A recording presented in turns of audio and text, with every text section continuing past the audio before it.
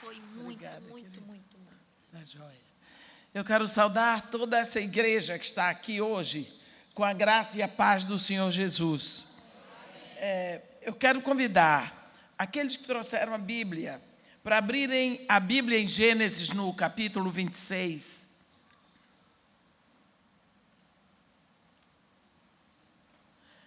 No versículo 24, Gênesis 26, no versículo 24, está escrito assim: na mesma noite lhe apareceu o Senhor e disse: eu sou o Deus de Abraão, teu pai. Não temas, porque eu sou contigo, abençoar-te-ei e multiplicarei a tua descendência por amor de Abraão, meu servo.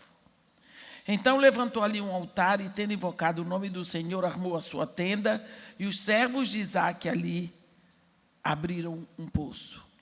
Amém. Eu gostaria de contar para vocês um pouquinho dessa história. É a história de Isaque. Olhando Isaque simplesmente como filho de Abraão. Quando a coisa ficou muito difícil, e nós começamos ali pelo capítulo 12, pelo versículo 12, do capítulo 26, Isaque partiu para a terra de Abimeleque, porque havia fome na terra dele. Mas a Bíblia diz, semeou Isaque naquela terra, e no mesmo ano recolheu 100 por 1, porque o Senhor o abençoava. Enriqueceu-se o homem, prosperou, ficou riquíssimo, possuía ovelhas e bois e grande número de servos, de modo que os filisteus lhe tiveram inveja e o expulsaram de lá, dizendo: aparta-te de nós, porque já és muito mais importante do que nós. Bem, vem a inveja, ele tem que sair dali. Então, para onde ele vai? Tem que voltar na direção de sua terra. Para isso, ele tem que atravessar o deserto. Então, ele pensou, o que é que eu vou fazer?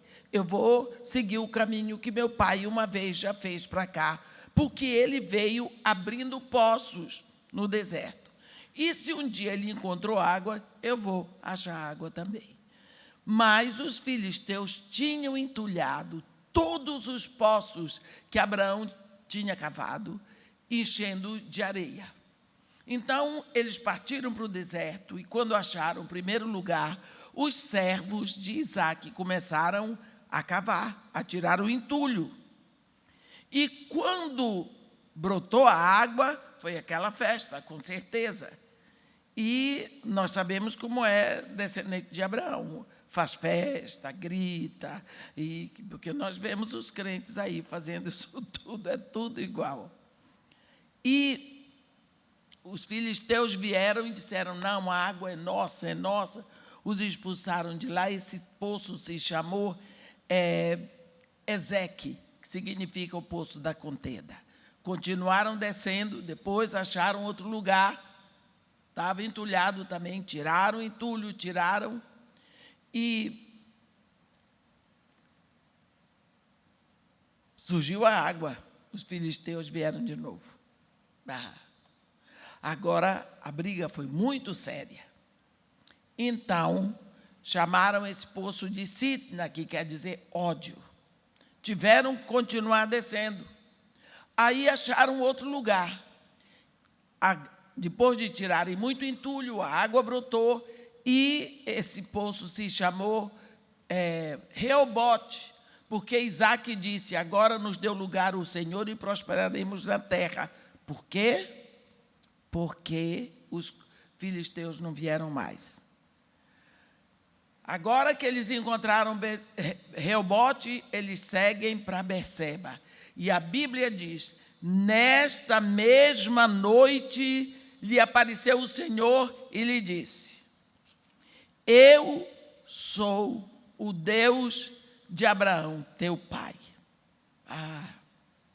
Por que será que Deus não se apresentou de outra forma para Isaque? Ou por que será que Deus teve que se apresentar a Isaque? E ainda deu as credenciais: eu sou o Deus de Abraão, teu pai. E quando Deus diz isso a Isaque, com certeza a ficha começou a cair. Aquele Deus que o papai falava, a quem o papai entregava dízimo, que tem uma história de uma terra, a promessa que ele tirou o papai da Mesopotâmia e deu a ele a promessa de uma terra. Então é esse Deus que eu cresci ouvindo falar dele, a quem o papai adorava. Então é esse o Deus. Isaque não conhecia Deus, mas o pai dele conhecia. Ele ouviu muito falar desse Deus. E Deus ainda diz para ele: não temas, porque eu sou contigo. Abençoar-te-ei, multiplicarei a tua descendência por amor de ti? Não, por amor de Abraão, meu servo. Nós sabemos que quando Abraão, depois que Sara morreu, ele deu muitos bens para os filhos que ele teve com Quetura. Mas Isaque recebeu tudo, o máximo. Isaque era um homem riquíssimo. E além do mais, aqui a Bíblia diz que na terra de Abimeleque enriqueceu-se, ficou riquíssimo, prosperou. Então, um homem muito rico. Mas ele podia ter perdido tudo isso no deserto, porque ele estava atravessando um deserto tão perigoso. Você vê que Deus diz para ele: não temas, porque o maior inimigo dele naquela época era Ismael, e os ismaelitas viviam em caravanas pelo deserto, atacando outras caravanas, e eles pegavam pessoas para vender no mercado escravagista. Então, Isaque, com a caravana dele, com seus servos, sua família, ele estava atravessando uma área muito perigosa. Primeiro, água, dificuldade de água. Segundo, ele podia ser saqueado.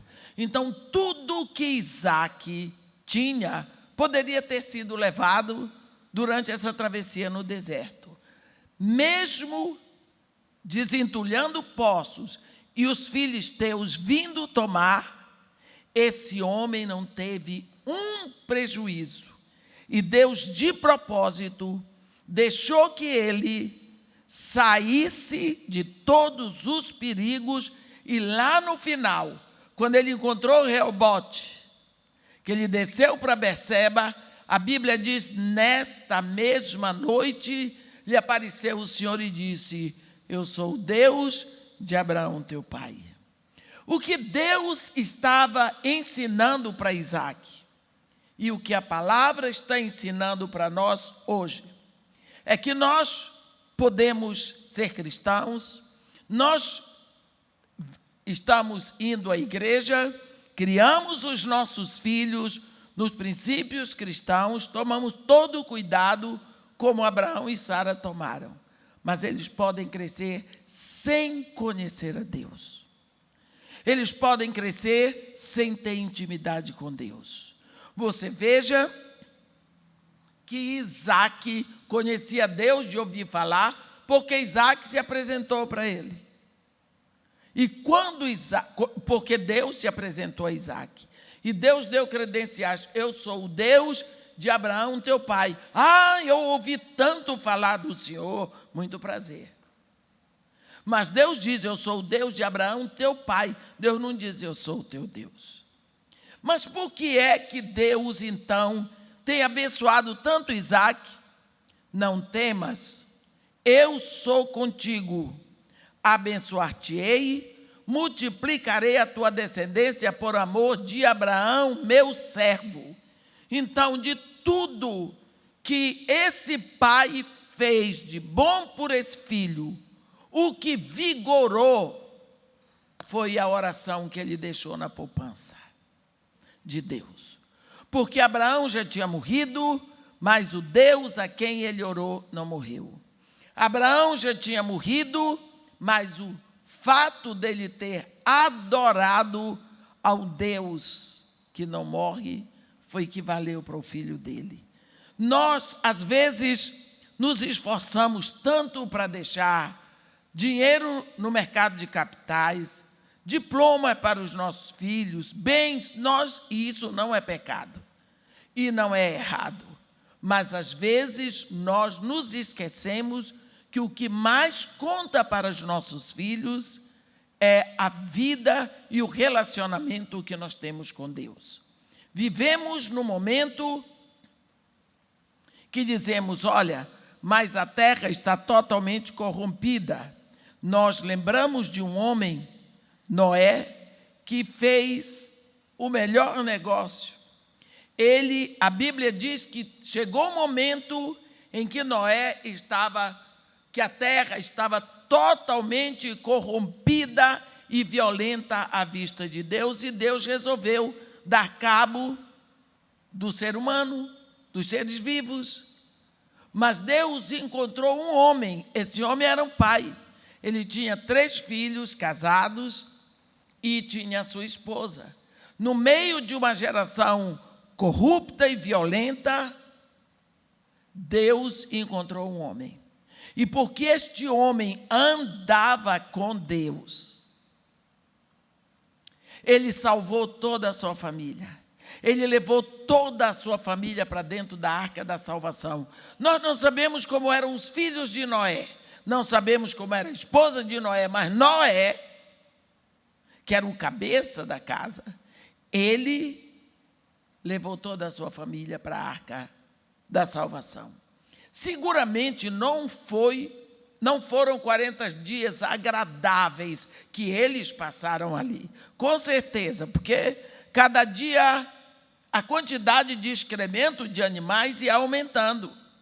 E não havia passagem de ar. Era aquilo abafado. Eu fico imaginando o horror que era dentro daquela arca. Cada dia eles tinham menos espaço, porque os animais produziam um excremento, o mau cheiro devia ser insuportável, mas eles estavam vivos. Eles lá fora estariam mortos. Então, às vezes, a situação dentro de casa, eu não estou comparando com a arca de Noé, mas também fica difícil. Tem irritabilidade e tem briga. E tem desassossego dentro de casa, mas ali é o lar. Quando eles saem da arca, que situação difícil, não é? Eu, às vezes, fico pensando, Noé com sua família saindo da arca. Que silêncio. Quando eles entraram, seguramente tinha gente dando gargalhada deles, muita gente, muita festa, muito barulho. Mas quando eles saem, não tinha nenhum barulho. Mas eles viram, em vez de pessoas, caveiras daquelas pessoas. Restos de pessoas. Talvez aquele silêncio foi cortado pelos soluços da esposa de Noé ou das noras, porque onde estavam os pais delas e os irmãos? Será que ela teria que pisar nos esqueletos deles? Então, é um momento muito difícil. Então, era para Noé tomar a frente e dizer, olha, vamos fazer uma limpeza aqui e vamos construir aqui uma tenda para nós, precisamos de proteção, e vamos ver alguma coisa para comer, que precisamos descansar, respirar puro e descansar. Se Noé tivesse feito isso, ele teria feito certo. Mas ali vem a prioridade desse homem. Vamos adorar. Ele leva os filhos a construir um altar e a sacrificar, a adorar ao Senhor Deus. Então, nós vemos a prioridade desse homem era o relacionamento dele com Deus. Eu fico impressionada, eu fico agraciada com essa figura de um pai de família. E ali Deus dá a promessa para eles, a promessa do arco-íris. Então, quantas vezes nós esquecemos que nós precisamos dar o exemplo do relacionamento com Deus em casa. E quando Deus fala com o povo de Israel, no capítulo 6, no versículo 6 de Deuteronômio, ele diz: estas palavras que hoje eu te ordeno estarão no teu coração, e tu as inculcarás a teus filhos, e delas falarás, assentado na tua casa, e andando pelo caminho, e ao deitar-te, e ao levantar-te. Será que nós estamos fazendo isso? Será que isso ficou obsoleto? A palavra de Deus é absoluta. Tudo que nós fazemos vai depender